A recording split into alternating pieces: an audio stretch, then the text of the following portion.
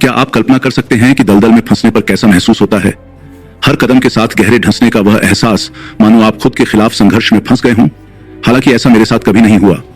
मैं उस भावना को बहुत अच्छी तरह से जानता हूं, क्योंकि यह मेरे जीवन का एक परिभाषित विषय था। इतने लंबे समय तक मुझे ऐसा लगा कि मैं अपने ही दिमाग के दलदल में डूब रहा हूं, एक ऐसे दुश्मन के साथ एक अथक लड़ाई में फंसा हुआ हूं जिसने मुझे परास्त कर दिया है और मुझे अभिभूत कर दिया है। मेरा खुद का आत्मविनाश। नमस्ते, मेरा नाम नेहा है और यह कहानी है कि कैसे मैंने अपने आत्मविनाश को आत्म प्रेम में बदल दिया। पहला कार्य, आत्मविनाश के अपने ही जाल में उलझी हुई। जब तक मैं याद कर सकती हूँ, मैं हमेशा अपनी सबसे बड़ी दुश्मन रही हूँ। सफलता की ओर हर कदम पर एक स्वयं लगाई गई बाधा का सामना करना पड़ता था। हर उपलब्धि एक ऐसी आवाज से ढक जाती थी जो मुझे बताती थी कि मैं पर्याप्त अच्छी नहीं हूँ। मुझे वह समय याद है जब मैं स्कूल में बेहतरीन प्रदर्शन करती थी और अपनी कक्षा में अव्वल आती थी। फिर मुझे अपने सपनों के स्कूल में छात्रवृत्ति के लिए आवेदन करने का प्रस्ताव मिला, लेकिन मेरी उत्सुकता इतनी आशंका और आत्मसंदेह से दब गई कि मैं खुद पर संदेह करने लगा। मैंने टाल मटोल किया, खुद से कहा कि मुझे सही आवेदन निबंध लिखने के लिए और समय चाहिए, लेकिन वास्तव में मैं असफलता के डर से देरी कर रहा था। मैं समय सीमा से चूक गया। आखिरी समय में परीक्षाओं की तैयारी करने लगा और अंततः मेरे ग्रेड गिरने लगे और मैंने अपने सपनों में से एक को सच करने का मौका खो दिया।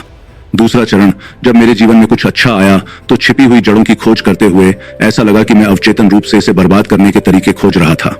मैं अवसरों को छोड़ देता, जो भी मेरे करीब आता उसे दूर कर देता और अपने लक्ष्यों को छोड़ देता। परेशानी के पहले संकेत पर मुझे एहसास हुआ कि यह एक समस्या बन रही थी जब मेरे एक दोस्त ने मुझे इसके बारे में बताया। तुमने जेसी से रिश्ता क्यों तोड़ लिया? दोपहर के भोजन के दौरान उसने मुझसे पूछा। उसकी आंखें जिज्ञासा से भरी हुई थीं। वह बहुत कठिन रहा होगा। मैंने आह भरी। मुझे नहीं पता, चीजें बढ़िया चल रही थी, लेकिन ऐसा लगा कि यह सच होने से बहुत ज्यादा अच्छा था। मैंने सोचा कि जब तक चीजें अच्छी हैं और गंभीर नहीं हैं, तब तक इसे खत्म कर देना चाहिए। लेकिन नेहा, तुम हमेशा ऐसा ही करती हो। तुम हमेशा अपनी ही खुशियों के रास्ते में आती हो। वह हमेशा की तरह स्पष्टवादी और सच्ची मित्र थी। क्यों? क्योंकि शायद मुझे सच में विश्वास नहीं है कि यह अंत में काम करेगा, कि मैं एक खुशहाल स्थायी रिश्ते में रहने के लायक नहीं हूं, लेकिन वह ऐसा बिल्कुल नहीं चाहती थी। आप ऐसा क्यों सोचेंगे, खासकर तब जब आप कभी भी चीजों को ठीक से करने की कोशिश नहीं करते? और जैसे जैसे उसके शब्द मेरे अंदर उतरते गए, मुझे एहसास हुआ मेरा खुद को नुकसान पहुंचाना सिर्फ मुझे पीछे नहीं खींच रहा था, यह मेरे जीवन की कहानी बन रहा था। जब मैंने अपने खुद को नुकसान पहुंचाने वाले व्यवहारों पर विचार किया तो मुझे एहसास हुआ कि वे मेरे बचपन के दौरान बनी गहरी मान्यताओं में निहित थे। दूसरों के साथ लगातार तुलना और परिवार से अवास्तविक उम्मीदों ने मुझे बहुत सारी असुरक्षा और आत्मसंदेह से जूझने पर मजबूर कर दिया था, जिसने मेरी आत्मसम्मान की भावना को चोट पहुंचाई। मैं अपनी पिछली आलोचनाओं और असफलताओं का बोझ ढो रहा था और उन्हें अपने वर्तमान विकल्पों और दृष्टिकोणों को आकार देने दे रहा था। मुझे एहसास हुआ कि अगर मैं वास्तव में एक पूर्ण जीवन जीना चाहता था तो मैं आत्मविनाश के इस रास्ते पर आगे नहीं बढ़ सकता था। तीसरा चरण, उपचार और आत्म प्रेम की ओर यात्रा। आत्मविनाश से आत्म प्रेम तक की मेरी यात्रा रातों रात परिवर्तन नहीं थी। ये एक ऐसी प्रक्रिया थी जिसके लिए आत्मनिरीक्षण, साहस और अपने डर का सामना करने की इच्छा की आवश्यकता थी। मैंने अपने बाकी दोस्तों को बताया कि मुझे क्या एहसास हुआ था और उन्होंने मुझे मदद लेने के लिए प्रोत्साहित किया। मैं अपने स्कूल काउंसलर के पास पहुंचा, जिसने मुझे एक भरोसेमंद चिकित्सक से जोड़ा। उनके मार्गदर्शन में मैंने वह करना शुरू किया जिसे वे छाया कार्य कहते हैं, यानी अपने उस हिस्से से संपर्क करना जिसे मैं अपने अवचेतन मन से छुपाता हूं, जो मेरे आत्मविनाश को प्रेरित करता है, मेरा छाया स्व। यह एक चुनौतीपूर्ण फिर भी परिवर्तनकारी प्रक्रिया थी जिसमें मुझे अपने डर और असुरक्षाओं का सामना करना पड़ा। सत्रों में मुझसे दर्दनाक सवालों के जवाब देने के लिए कहा जाता था, जैसे आप अवांछित क्यों हैं या आप खुश रहने के लायक क्यों नहीं हैं। यह बहुत गहरा आघात था, लेकिन शुक्र है कि उनके सहयोग से मेरी मानसिकता बदलने लगी और उसके साथ ही मेरा व्यवहार भी बदलने लगा। थेरेपी में हमने जो भी काम किया उससे मुझे अपनी कमजोरियों को स्वीकार करने और दूसरों के सामने खुद को खोलने में मदद मिली।